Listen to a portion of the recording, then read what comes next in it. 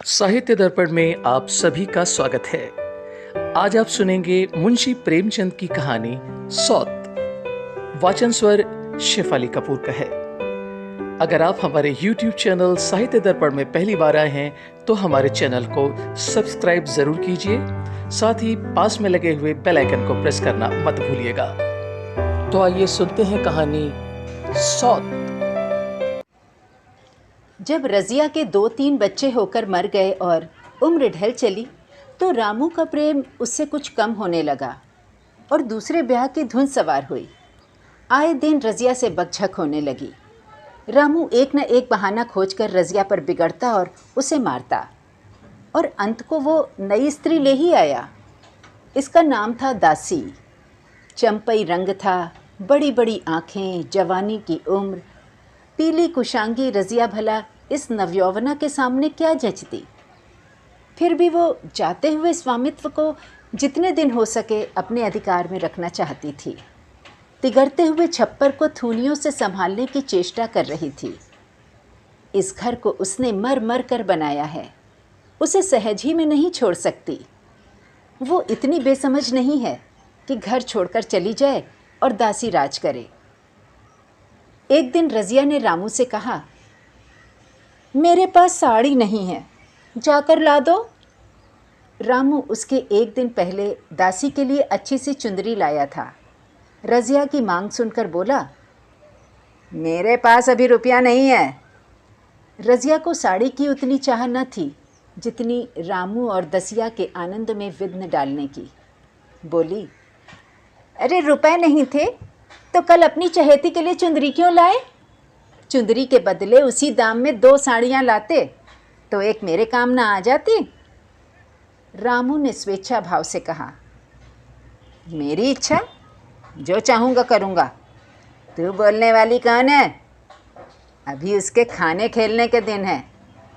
तू चाहती है उसे अभी से नून तेल की चिंता में डाल दूँ? हैं? ये मुझसे ना होगा। देख, तुझे ओढ़ने पहनने की साध है तो काम कर। भगवान ने क्या हाथ पैर नहीं दिए? पहले तो घड़ी रात उठकर काम धंधे में लग जाती थी, अब उसकी डाह में पहर दिन तक पड़ी रहती है। तो रुपए के आकाश से गिरेंगे? मैं तेरे लिए अपनी जान थोड़ा ही दे दूंगा। चल। रजिया ने कहा, तो क्या मैं उसकी लौंडी हूँ कि वह रानी की तरह पड़ी रहे और मैं घर का सारा काम करती रहूँ? इतने दिनों छाती फाड़ कर काम किया, उसका ये फल मिला। अब तो भला करे मेरी काम। देख, मैं जैसे रखूँगा ना वैसे ही तुझे रहना पड़ेगा। मेरी इच्छा होगी रहूँगी, नहीं अलग हो जाऊँगी। चल, जो तेरी इच्छा हो कर, मेरा गला छोड़। अच्छी बात है, आज से तेरा गला छोड़ती हूँ। समझ लूँगी विधवा हो गई। रामू दिल में इतना तो समझता था कि ये गृहस्थी रजिया की जोड़ी हुई है, चाहे उसके रूप में उसके लोचन विलास के लिए आकर्षण न हो। संभव था कुछ देर के बाद वो रजिया को मना लेता, पर दासी भी कूटनीति में कुशल थी। उसने गरम लोहे पर चोंटे जमानी शुरू की। बोली, आज देवी जी किस बात पर बिगड़ रही थी? रामू ने उदास मन से कहा, तेरी चुंदरी के पीछे रजिया महाभारत मचाए हुए है। अब कहती है अलग रहूँगी। अब मैंने कह दिया, तेरी जो इच्छा होकर। दसिया ने आंखें मटका कर कहा, ये सब नखरे हैं कि आकर हाथ पांव जोड़ें, मनावन करें और कुछ नहीं। तुम चुप्पे बैठे रहो। 2-4 दिन में आप ही गर्मी उतर जाएगी। तुम कुछ बोलना नहीं, उसका मिजाज और आसमान पर चढ़ जाएगा, समझे? रामू ने गंभीर भाव से कहा, दासी, तुम जानती हो वो कितनी घमंडिन है। वो मुंह से जो बात कहती है उसे करके छोड़ती है। रजिया को भी रामू से ऐसी कृतज्ञता की आशा न थी। जब वो पहले किसी सुंदर नहीं, इसलिए रामू को अब उससे प्रेम नहीं है। पुरुष चरित्र में ये कोई असाधारण बात न थी, लेकिन रामू उससे अलग रहेगा इसका उसे विश्वास न आता था। ये घर उसी ने पैसा जोड़ जोड़ कर बनवाया, गृहस्थी भी उसी की जोड़ी हुई है। अनाज का लेन देन उसी ने शुरू किया। इस घर में आकर उसने कौन कौन से कष्ट नहीं झेले। इसीलिए तो कि पौरुख थक जाने पर एक टुकड़ा चैन से खाएगी और पड़ी रहेगी। और आज वो इतनी निर्दयता से दूध की मक्खी की तरह निकाल कर फेंक दी गई। रामू ने इतना भी नहीं कहा, तू अलग नहीं रहने पाएगी, मैं या खुद मर जाऊंगा या तुझे मार डालूंगा, पर तुझे अलग ना होने दूंगा। तुझसे मेरा ब्याह हुआ है, हंसी ठट्टा नहीं है। तो जब रामू को उसकी परवाह नहीं है तो वो रामू की क्यों परवाह करे? क्या सभी स्त्रियों के पुरुष ऐसे होते हैं? सभी के माँ बाप बेटे पोते होते हैं। आज उसके लड़के जीते होते तो मजाल थी कि ये नई स्त्री लाते और मेरी ये दुर्गति करते। इस निर्दयी को मेरे ऊपर इतनी भी दया न आई। नारी हृदय की सारी परवशता इस अत्याचार से विद्रोह करने लगी। वही आग जो मोटी लकड़ी को स्पर्श भी नहीं कर सकती थी, फूस को जलाकर भस्म कर देती है। दूसरे दिन रज़िया एक दूसरे गांव में चली गई। उसने अपने साथ कुछ न लिया। जो साड़ी उसकी देह पर थी वही उसकी सारी संपत्ति थी। विधाता ने उसके बालकों को पहले ही छीन लिया था, आज घर भी छीन लिया। रामू उस समय दासी के साथ बैठा हुआ आमोद विनोद कर रहा था। रज़िया को जाते देखकर शायद वो समझ न सका कि वो चली जा रही है। रज़िया ने यही समझा।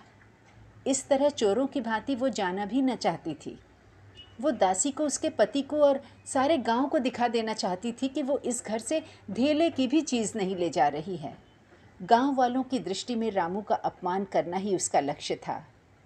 उसके चुपचाप चले जाने से तो कुछ भी न होगा। रामू उल्टा सबसे कहेगा, रज़िया घर की सारी संपदा उठा ले गई। उसने रामू को पुकार कर कहा, संभालो अपना घर, मैं जाती हूँ। तुम्हारे घर की कोई भी चीज़ अपने साथ नहीं ले जाती। रामू एक क्षण के लिए कर्तव्य भ्रष्ट हो गया। क्या कहे, उसकी समझ में नहीं आया। उसे आशा न थी कि वो यूं जाएगी। उसने सोचा था जब वो घर ढोकर ले जाने लगेगी तब वो गांव वालों को दिखाकर उनकी सहानुभूति प्राप्त करेगा। अब क्या करे? दसिया बोली, जाकर गांव में ढिंढोरा पीट आओ, यहाँ किसी का डर नहीं है। तू अपने घर से ले ही क्या आई थी जो कुछ लेकर जाओगी? हाँ। रज़िया ने उसके मुंह न लगकर रामू ही से कहा, सुनते हो अपनी चहेती की बातें, फिर भी मुंह नहीं खुलता। मैं तो जाती हूँ, लेकिन दस्सो रानी, तुम भी बहुत दिन राज न करोगी। ईश्वर के दरबार में अन्याय नहीं फलता, वो बड़े बड़े घमंडियों के घमंड चूर कर देते हैं। दसिया ठट्ठा मारकर हंसी, पर रामू ने सिर झुका लिया। रज़िया चली गई। रज़िया जिस नए गांव में आई थी वो रामू के गांव से मिला ही हुआ था, अतएव यहाँ के लोग उससे परिचित हैं। वो कैसी कुशल गृहिणी है, कैसी मेहनती, कैसी बात की सच्ची, ये यहाँ किसी से छिपा न था। रज़िया को मजूरी मिलने में कोई बाधा न हुई। जो एक लेकर दो का काम करे उसे काम की क्या कमी। 3 साल एक रज़िया ने कैसे काटे, कैसे एक नई गृहस्थी बनाई, कैसे खेती शुरू की, इसका बयान करने बैठें तो पोथी हो जाए। संचय के जितने मंत्र हैं, जितने साधन हैं, वे रज़िया को खूब मालूम थे। फिर अब उसे लाग हो गई थी और लाग में आदमी की शक्ति का वारा पार नहीं रहता। गांव वाले उसका परिश्रम देखकर दांतों तले उंगली दबाते थे। वो रामू को दिखा देना चाहती है, मैं तुमसे अलग होकर भी आराम से रह सकती हूँ। वो अब पराधीन नारी नहीं है, अपनी कमाई खाती है। रज़िया के पास बैलों की एक अच्छी जोड़ी है। रज़िया उन्हें केवल खली भूसी देकर नहीं रह जाती, रोज़ 2-2 रोटियां भी खिलाती है। फिर उन्हें घंटों सहलाती, कभी कभी उनके कंधों पर सिर रखकर रोती है और कहती है, अब बेटे हो तो, पति हो तो तुम ही हो, मेरी जान अब तुम्हारे ही साथ है। दोनों बैल शायद रज़िया की भाषा और भाव समझते हैं। वे मनुष्य नहीं, बैल हैं। दोनों सिर नीचा करके रज़िया का हाथ चाटकर उसे आश्वासन देते हैं। वे उसे देखते ही कितने प्रेम से उसकी ओर ताकने लगते हैं, कितने हर्ष से कंधा झुलाकर अपनी बात कह पाते हैं और कैसा जी तोड़ काम करते हैं, ये वे लोग समझ सकते हैं जिन्होंने बैलों की सेवा की है और उनके हृदय को अपनाया है। रज़िया इस गांव की चौधराइन है। उसकी बुद्धि जो पहले नित्य आधार खोजती रहती थी और स्वच्छंद रूप से अपना विकास न कर सकती थी, अब छाया से निकलकर प्रौढ़ और उन्नत हो गई है। एक दिन रज़िया घर लौटी तो एक आदमी ने कहा, तुमने नहीं सुना चौधराइन, रामू तो बहुत बीमार है, सुना 10 लंघन हो गए हैं। रज़िया ने उदासीनता से कहा, जूड़ी है क्या? जूड़ी नहीं, कोई दूसरा रोग है। बाहर खाट पर पड़ा था, मैंने पूछा कैसा जी है रामू, तो रोने लगा। बुरा हाल है, घर में एक पैसा भी नहीं कि दवा दारू करे। दसिया के एक लड़का हुआ है, वो तो पहले भी काम धंधा न करती थी और अब तो लड़कोरी है, कैसे काम करने आए। सारी मार रामू के सिर जाती है, फिर गहने चाहिए, नई दुल्हनी, यूँ कैसे रहे। रज़िया ने घर में जाते हुए कहा, जो जैसा करेगा आप भोगेगा। लेकिन अंदर ही अंदर उसका जी न लगा। वो एक क्षण में फिर बाहर आई, शायद उस आदमी से कुछ पूछना चाहती थी और इस अंदाज से पूछना चाहती थी मानो उसे कुछ परवाह नहीं है, पर वो आदमी चला गया था। रज़िया ने पूरा पश्चिम जाकर देखा, वो कहीं न मिला। तब रज़िया द्वार के चौखट पर बैठ गई। इसे वे शब्द याद आए जो उसने 3 साल पहले रामू के घर से चलते समय कहे थे। उस वक्त जलन में उसने वो शाप दिया था, अब वो जलन न थी। समय ने उसे बहुत कुछ शांत कर दिया था। रामू और दासी की हीनावस्था अब ईर्ष्या के योग्य नहीं, दया के योग्य थी। उसने सोचा, रामू को 10 लंघन हो गए हैं तो अवश्य ही उसकी दशा अच्छी न होगी।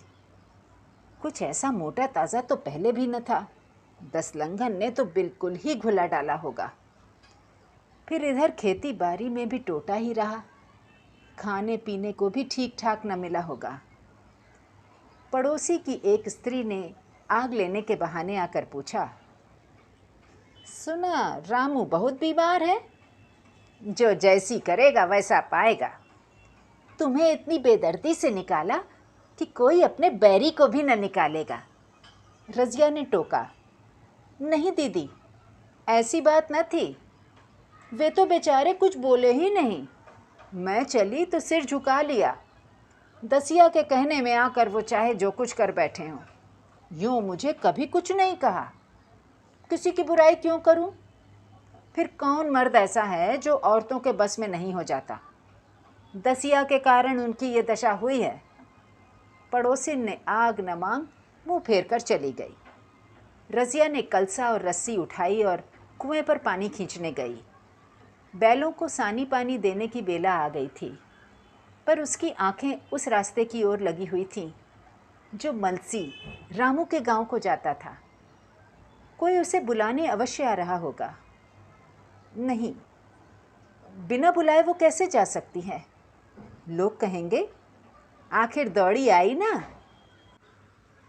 मगर रामू तो अचेत पड़ा होगा, 10 लंघन थोड़े नहीं होते। उसकी देह में था ही क्या? फिर उसे कौन बुलाएगा?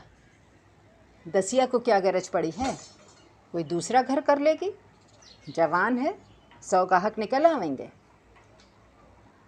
अच्छा वो आ तो रहा है। हाँ हाँ हाँ, आ रहा है। कुछ घबराया सा जान पड़ता है। कौन आदमी है ये? इसे तो कभी मलसी में नहीं देखा, मगर उस वक्त से मलसी कभी गई भी तो नहीं। 2-4 नए आदमी आकर बसे ही गए होंगे।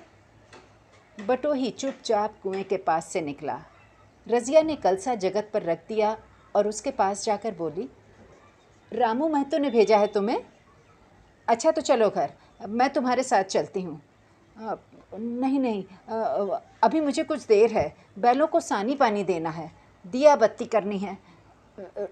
तुम्हें रुपए दे दूं, जाकर दसिया को दे देना। कह देना कोई काम हो तो बुला भेजें। बटोही रामू को क्या जाने, किसी दूसरे गांव का रहने वाला था। पहले तो चकराया, फिर समझ गया। चुपके से रज़िया के साथ चला गया और रुपए लेकर लंबा हुआ। चलते चलते रज़िया ने पूछा, अब क्या हाल है उनका?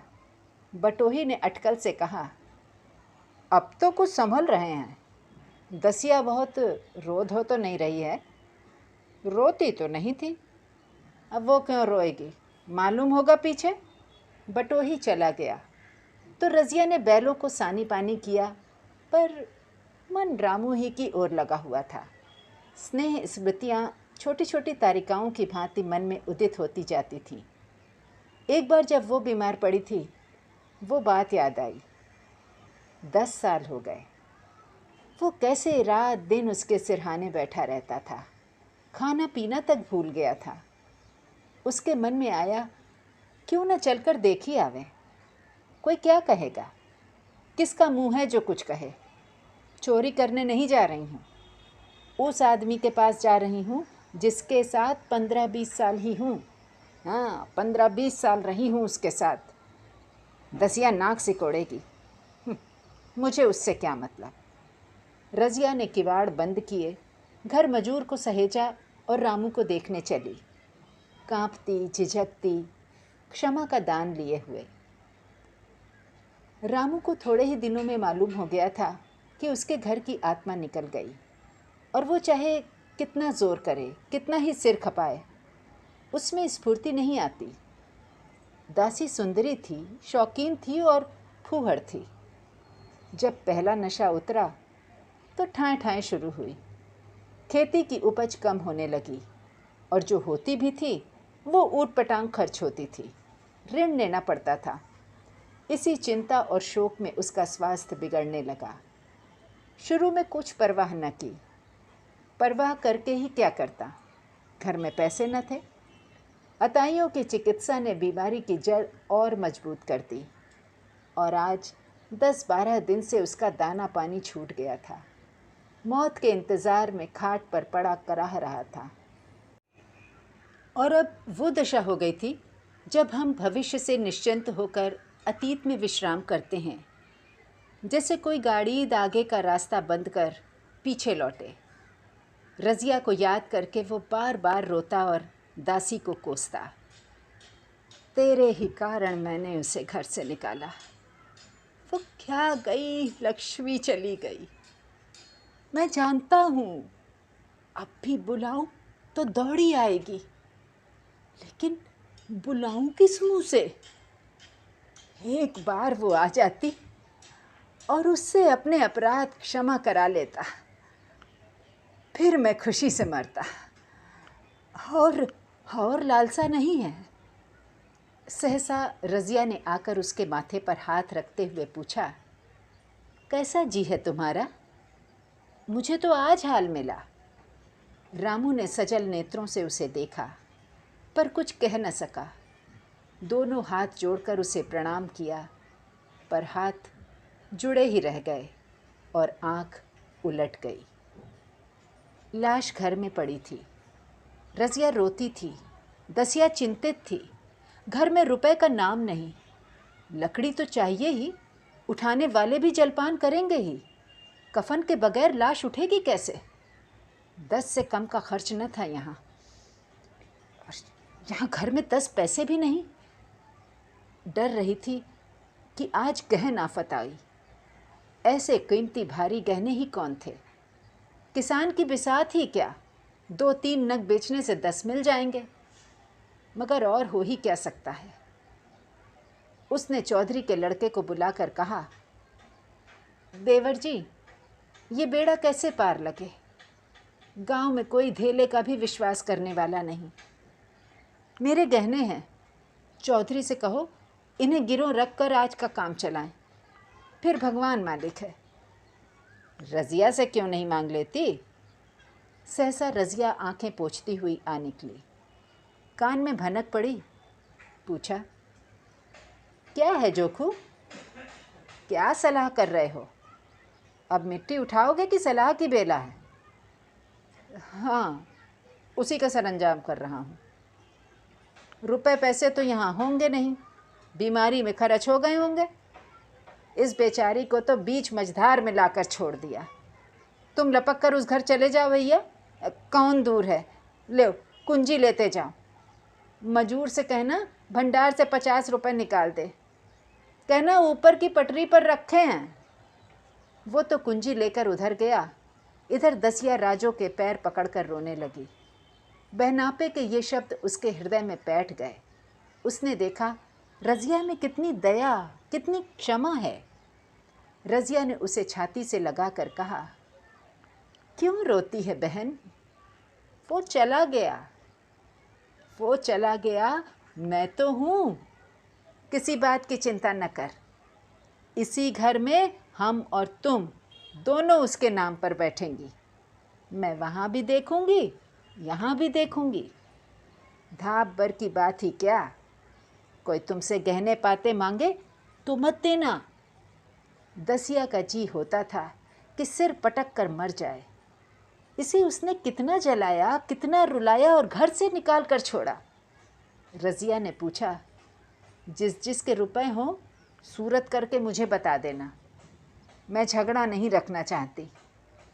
अरे सुन, बच्चा दुबला क्यों हो रहा है? दसिया बोली, मेरे दूध होता ही नहीं। गाय जो तुम छोड़कर गई थी वो मर गई, दूध नहीं पाता। राम राम, बेचारा मुरझा गया। आय हाय, मैं कल ही गाय लाऊंगी, सभी की रस्ती उठा लाऊंगी। वहाँ क्या रखा है। लाश उठी। रज़िया उसके साथ गई। दाह कर्म किया, भोज हुआ। कोई 200 रुपये खर्च हो गए, किसी से मांगने न पड़े। दसिया के जौहर भी इस त्याग की आँच में निकल आए। विलासिनी सेवा की मूर्ति बन गई। आज रामू को मरे 7 साल हुए हैं। रज़िया घर संभाले हुए है। दसिया को वो सौत नहीं, बेटी समझती है।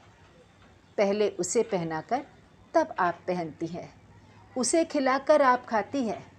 जोखू पढ़ने जाता है। उसकी सगाई की बातचीत पक्की हो गई।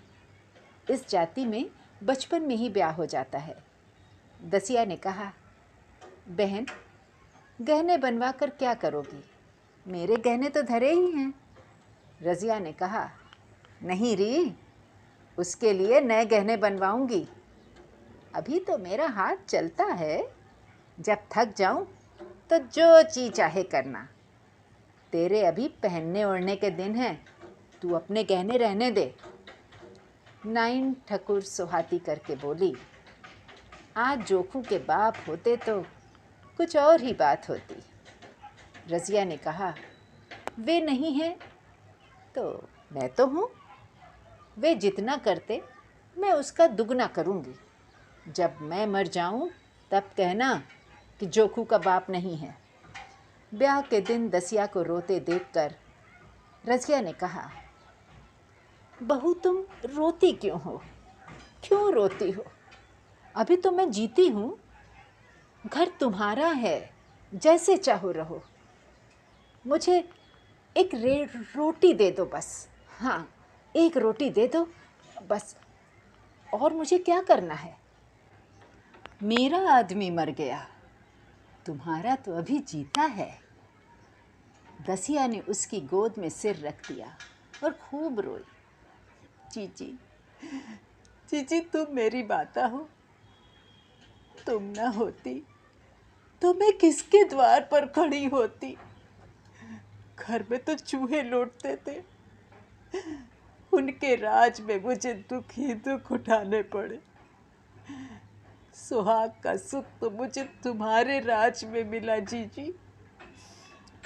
मैं दुख से नहीं रोती, रोती हूँ भगवान की दया पर कि कहाँ मैं और कहाँ ये खुशहाली। रज़िया मुस्कुरा कर रो दी। सौत। अभी आपने मुंशी प्रेमचंद की लिखी ये कहानी सुनी। कहानी अगर आपको अच्छी लगी हो तो हमारे वीडियो को लाइक ज़रूर कीजिएगा। एक नई कहानी के साथ बहुत जल्द आपसे फिर मुलाकात होगी। अब इजाज़त दीजिए। नमस्कार।